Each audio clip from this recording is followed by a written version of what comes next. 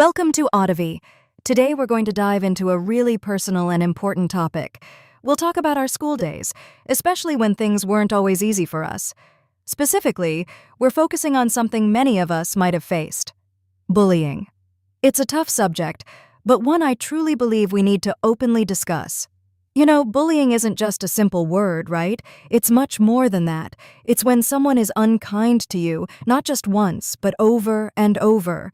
They keep doing it. Maybe they say mean things like calling you names, or they try to make you feel bad on purpose. That repeated unkindness, that's what bullying truly is. For me, going to school sometimes felt really heavy. It truly did.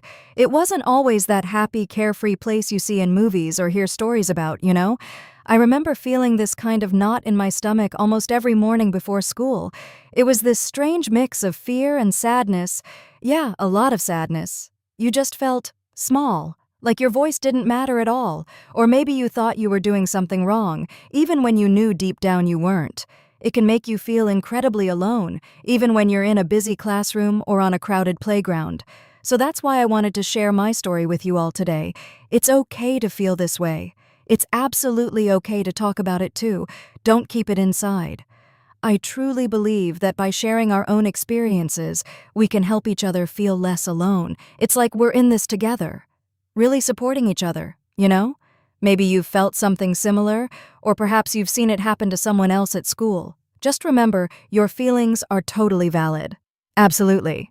You know, when we think about bullying, our minds often jump to physical stuff, like someone pushing another kid, right? A shove in the hallway, for example. But it's actually much more than just hitting or pushing. It really is. Sometimes the biggest hurts come from just words. Those really cutting words that go deep inside. Or it can be when someone purposely leaves you out of things, like they don't invite you to a fun game at recess, or they whisper secrets and laugh, making you feel unwelcome. Yeah, it's those hidden kinds of hurts that sometimes sting the most, isn't it? Being left out or having secrets whispered around you can feel just as bad or even worse than a small shove. That's why we talk about different types of bullying beyond just the physical kind. There's social bullying, for example. This is when people try to hurt your reputation or relationships, like telling others not to be friends with you. Or maybe they spread untrue stories about you to make others dislike you. And then there's verbal bullying, which is all about words. This is when someone calls you mean names or makes fun of how you look or what you wear, like saying, "Your shoes are so ugly," or "You talk funny." Things like that. Yeah, exactly. These words might not leave a physical mark on your skin, but wow, do they hurt your feelings? They can make you feel really sad, confused, or even scared to go to school. It's like someone is slowly chipping away at your confidence piece by piece, and that feeling of not being good enough or not belonging, that's a tough one to carry around. I remember feeling something very similar during my school days. It really changes how you see yourself, doesn't it? It's funny how those quiet hurts can sometimes be the loudest in your head. I'd like to share a bit about my own experience with that kind of bullying, a time when I felt really alone. So, yeah, I remember this one time. It was in middle school. There was a group of kids. They weren't always mean, just sometimes to me. They'd make little jokes about my clothes or how I talked. Just whispers, not loud. But those whispers felt so loud in my head, you know? Like everyone else could hear. I'd get this sinking feeling in my stomach whenever I saw them. My heart would pound. I started to dread school, especially during lunch or gym class. One day, we had a big presentation. I had worked hard on it. I was at the front, trying my best, and I heard them giggling softly from the back. It was a quiet wave of laughter, just enough to make me feel small. My voice got shaky, my cheeks got hot, so embarrassing. I just wanted to disappear, you know? Like poof, gone. After that, I started picking out clothes super carefully. I thought, if I look perfect, maybe they'll stop. But it didn't really stop. Maybe it just changed, or I noticed it less. That feeling of being watched, judged, it stayed with me. It made me question everything. Was I weird? Was something wrong with me? You start thinking, maybe they're right. And that's a dangerous path. It makes you feel so lonely, even with people around you, like you're the only one. But guess what? You're actually not alone in feeling that way. Not at all. And I mean it. So many of you have actually reached out, sharing your own experiences. Wow, hearing your messages, it really hits home, you know? It shows me just how many people have gone through something similar, exactly what we're talking about.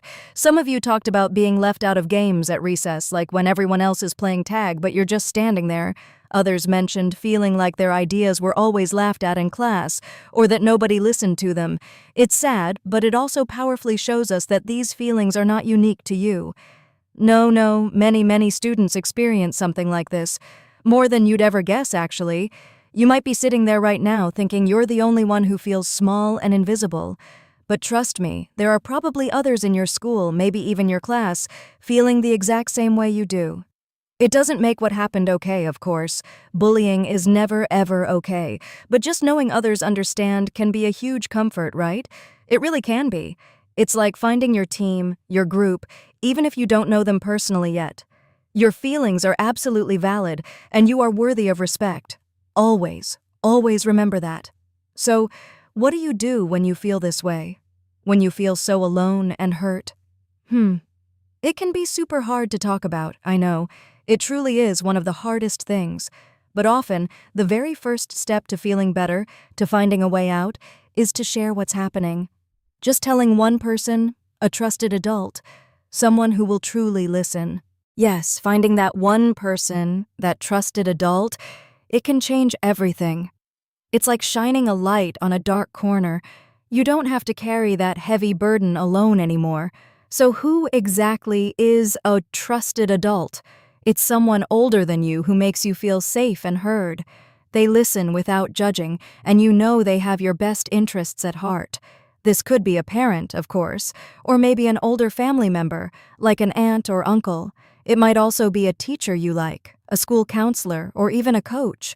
Sharing what's happening, even if it feels scary, is so important. It's like letting out a really big breath you didn't even know you were holding. Ah, phew. How can anyone help you if they don't know what's going on? They can't read your mind, right? You don't need a perfect speech. Simple words are fine. For example, you could say, "Mom, something's bothering me at school, and I need to talk." Or, "Mr. Davies, I'm having a tough time with some kids, and I'm not sure what to do." Just speaking those words out loud, hearing them, it makes a huge difference. It helps you feel less alone and more in control of your situation, even a tiny bit. And sometimes, sharing with someone helps you see you have more power than you thought. It helps you find your voice, your confidence, to decide what you will and won't accept. You know, like learning to say no to things you don't want to do, or simply walking away.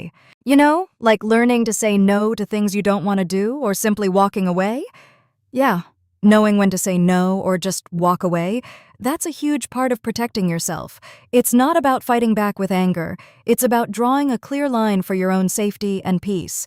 For example, if someone tries to get you to do something you know is wrong, a simple, "No, I'm not doing that," can be very powerful. Or if someone is bothering you, you can just turn around and walk away. You don't have to stay there. It sounds simple, right? But sometimes saying those words, or just taking that step, feels really hard. That's why practicing simple phrases can really help. Just say them out loud, maybe to yourself in the mirror. Try saying something like, "Hey, that's not okay," or "Please stop talking to me like that."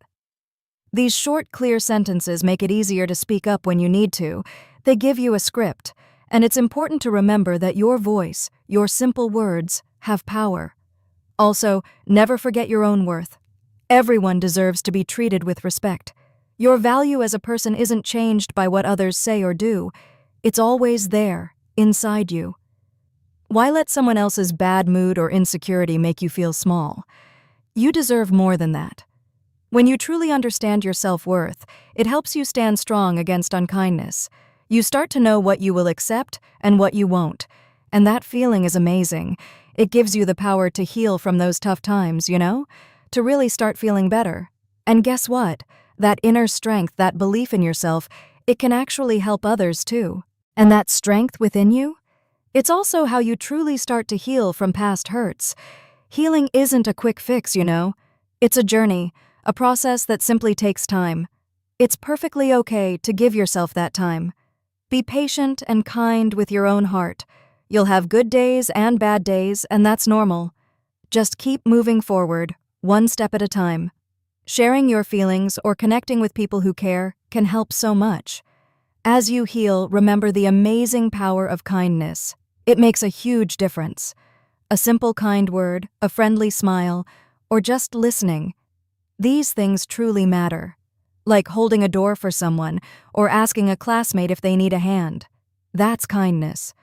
When we choose kindness, we create a safer, happier world for everyone. Imagine everyone feeling understood and respected. It all starts with us, right? So let's all try to be that friendly face, that helping hand, that listening ear for someone else. Let's always choose to treat each other with warmth and care, because after tough times, what we truly need is understanding and support. Your journey is important, and you are never alone. There's hope for a brighter tomorrow. Thank you so much for joining me today for this important talk. I hope our time on Audivy brought you some comfort or a new way to think. If you found this helpful, please subscribe to Audivy. We'd love to have you. Until next time, be kind, be brave, and take good care of yourselves.